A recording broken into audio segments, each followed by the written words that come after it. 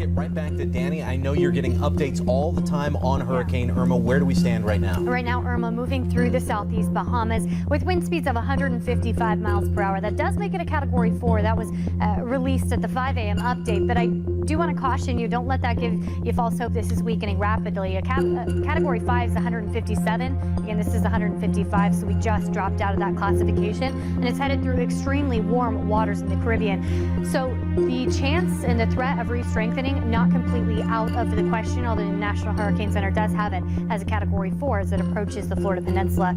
As it stands right now, just under 400 miles away from Miami this morning. You can see the eye just north of Cuba. It is expected to take that track continuing just north of Cuba before making that all too important northerly turn, which really is the key to the forecast in terms of potential impacts. But the latest trends that we've been seeing since about yesterday afternoon are not moving in southwest Florida's favor. And that is because the track has continued to shift west. You know, see right up the center of the peninsula, which puts the hurricane force wind field, which is extending 70 miles per hour outside of the center of Irma through most of southwest Florida. So that's what my main message is today. This is the final day to prepare, and at this point I think it's smart that everyone in southwest Florida prepares for hurricane conditions, because you also see the cone of uncertainty here, which means any jog this way possible.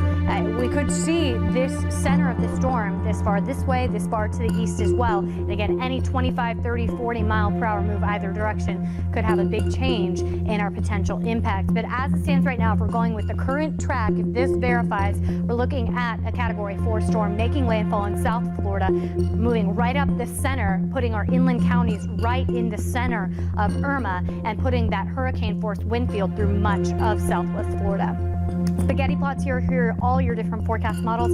If you remember yesterday, tightly clustered up the east coast. Today, tightly clustered right up the center. A few models still have it going up through southwest Florida. Again, we're not in the clear in terms of that path, but most of these right up the center, and that's what I want you to prepare for. The European model yesterday afternoon and again this morning with that path that would put hurricane force winds all across southwest Florida, extending right up the center of the peninsula. And the GFS model, the 6D run, just came out and it's looking about the exact same. So it looks like models starting to come to consensus in terms of the center of the state track.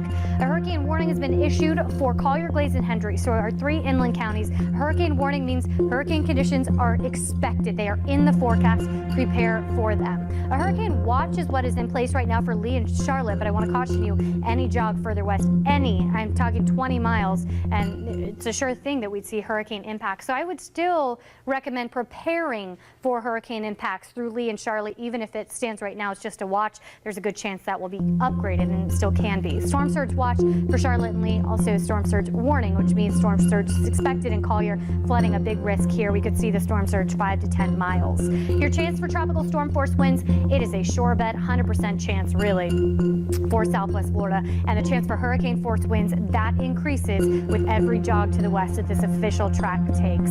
And with the 70-mile wind field outside of the center, that does put a lot of southwest Florida at risk for hurricane force winds with this new track right up the center of the state. So here is the wind field. We'll start seeing the tropical storm force wind Saturday night all across the area. Tropical storm force wind overnight into Sunday, but the hurricane force winds arrive Sunday morning. And as it stands right now, this track that is right now verifies we're looking at the risk for hurricane impacts all across southwest Florida. That is what I want you to prepare for, so that you are prepared no matter what. It's better to be over prepared and completely okay than under prepared. So I'm not trying to give anyone extra work today or to unnecessarily stress anyone out, but I'm saying that the way things are trending, the likelihood of hurricane impacts to all of southwest Florida is increasing, and I want you to be prepared for that.